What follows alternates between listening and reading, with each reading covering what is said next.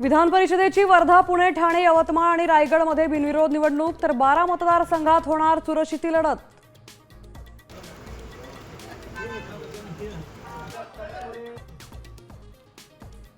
सरकार मतदारसंघ पुनर्रचना विधेयक वन नेशन वन इलेक्शन सोबत मांडण्याच्या विचारात. संसदेच्या पावसाळी अधिवेशनाआधी टीएमसी आणि डीएमके सोबत चर्चा सुरू. सूत्रांची माहिती.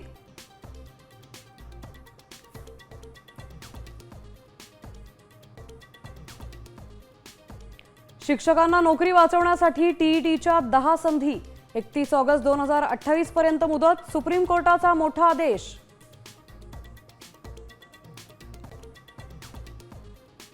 महागाई आणि पश्चिम आशियातील तणावाच्या छायेत आरबीआयचं पतधोरण. व्याजदर जैसे थे की बदलणार, याकडे लक्ष.